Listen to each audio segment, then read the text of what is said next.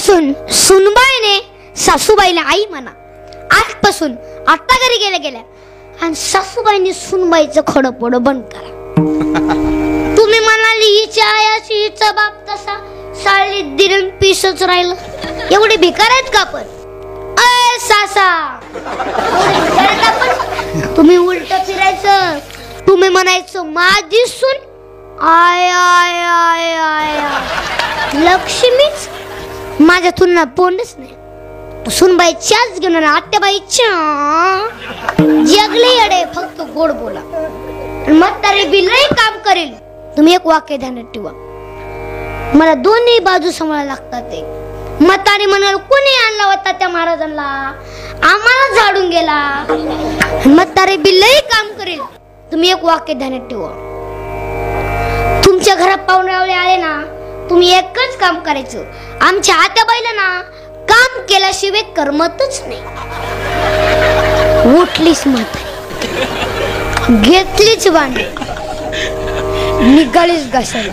आखी साबण कलास करीत पण भांडी आय आय आय आय आरसाच. आजपासून सुनबाईने सासूबाईला आई म्हणली. आजपासून आता घरी गेल्या आई आई तुम्ही माझ्या आत्याबाई नाही. धरू का तुमचं पाय? म्हातारे मला माऊलीचं त्याने ठेवलं का काय? आई तुम्ही माझ्या आत्याबाई नाही. मला जन्म दिलेला आहे फक्त 18 वर्षापर्यंत आणि तू माझी आई तुम्हाला कावळ्या शिवेपर्यंत. म्हातारे म्हणते बाया दुसऱ्याचं लेकरू आलंय, सासऱ्याला बापासारखं प्रेम करतं, सुंदर संसार करतं, मला बी आई म्हणतं. आता तू कशाला चपात्या करते? मी आहे ना हो. जाम झाली म्हातारी चपात्या करू करू. सुनबाई टीव्ही पुढे आणि म्हातारी चुली पुढे. इकडे टीव्हीला मालिका लागली, तुझ्यात माझा जीव रंगला. जीव कुठं रंगला? म्हातारे चपात्या करू करू. इकडून म्हातारी म्हणली रागीर झालं. पण हसलंच पाहिजे.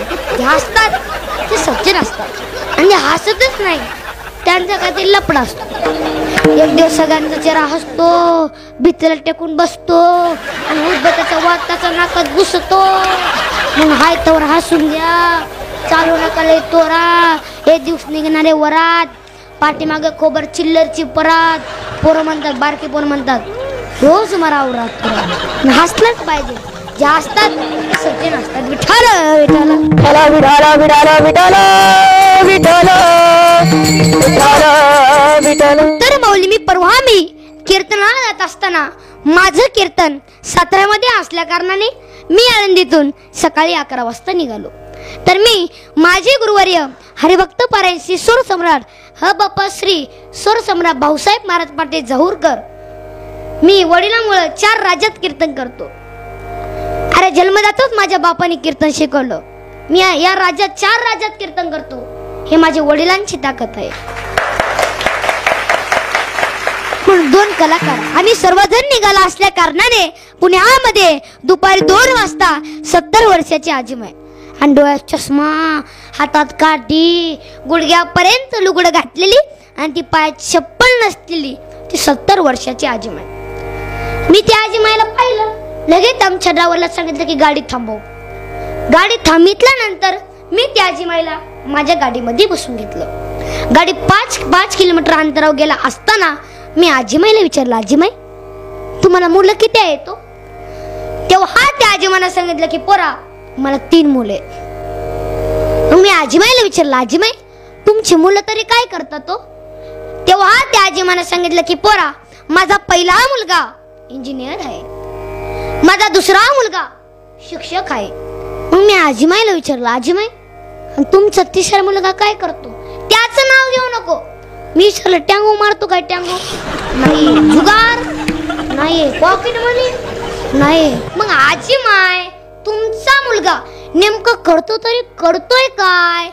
तेव्हा त्या आजीमाईने सांगितलं की पोरा माझा मुलगा तुझ्यासारखं रोज एक गाव कीर्तन करत बोंबलत फिरतो. आता तेव्हा मला कळाले की मंडळी मी रोज एक गाव कीर्तन करत बोंबलत फिरतो. विठाल विठाल विठाल विठाल विठाल. लग्नाचे लय अवघड झाले. आता पोरे झालेत कमी आणि त्यांना आले डिमांड, त्यांच्या आईला आले डिमांड. जेवढं त्यांच्या आईला डिमांड आहे ना, कांद्याला सुद्धा मार्केट नाही हो. कुठंही गेलं नाकात नतला झटका. ते म्हणतात आमची मुलगी कोणाला द्यायची नाही हो, मुलगा दिसायला छान पाहिजे, पगार भरपूर पाहिजे आणि त्याला आई बाप नसले पाहिजे. लग्नाची लगोड झाली, एकाचं लग्नच जमत नव्हतं. तू माझ्याकडे आला तोंड वाकड करून, महाराज मी जमवतो तू तोंड वाकड करू नको. तो म्हणला महाराज जमल ना, जमवतो बोललो ना. तो म्हणला काय करावं लागेल. मी म्हणलं माळ आणि बुक्का. ह्या माळीतून बुक्क्यातच लई पावर आहे. त्यांनी माळ बुक्का आणली, पण त्यांनी बारीक माळ्याची माळ आणली. मी म्हणलं बारीक माळ्याची माळ जमत नाही, बारीक म्हणण्यावर बारीकच बायको भेटल. तो मला नाही, मला मोठी पाहिजे. मी म्हणलं टकुरी म्हणायची, हटकाला कचा कचरुतायचं. मला म्हणायचं लय दूध काय. मी म्हणलं लग्न, मग ऋतून लग्न म्हणलं की गाडी शिवच्या पुतळी असा तो बारीक बुक्का लावेल. म्हणलं बोटाला महाराज कपाळ का लावेल ना. मी म्हणलं लग्न, मग लावतो. टप्परम बुक्का टप्परन मान असा भंगरा केला. धोतर नेहरू टोपी, कुठेही गेलं मी पुढं तो माग. काही दिवसात तेच पुढं मी माग. लोक त्याच्या पाय पडायचे, महाराज महाराज. मी म्हणलं खरं तर किंमतच नाही रे. मग कीर्तन झालं, महिला मंडळी म्हणायचे अरे ते संघ आलेलं होतं.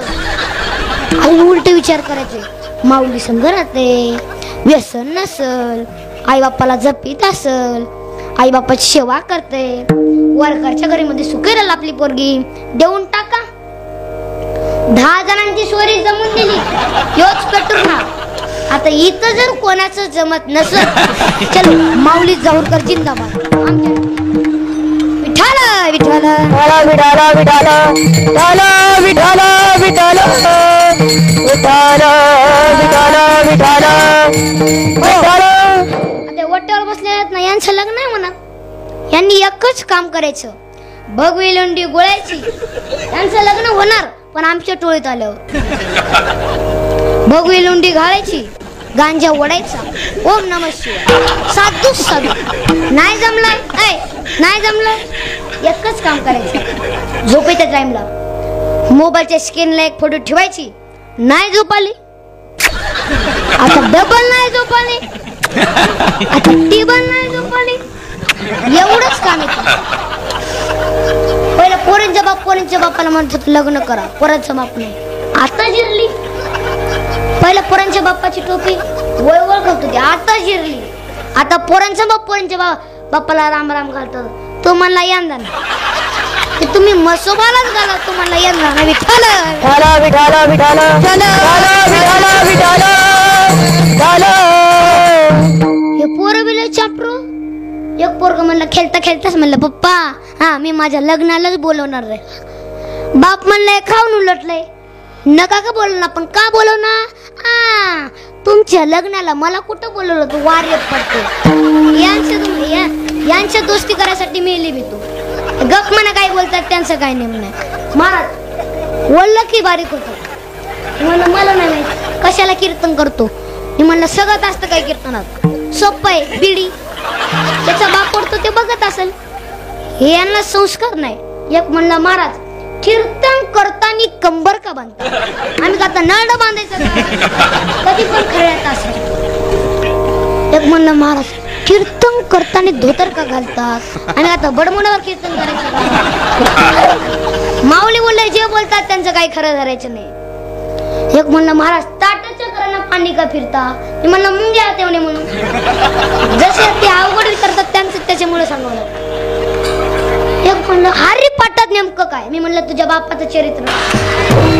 हरिपाठात नेमकं काय, पुण्याची गणना कोण करी, पुण्य दुसरं काही नाही. यांचं काही लक्षात घेऊ नका. विठाला विठाला विठाला विठाला विठाला विठाला.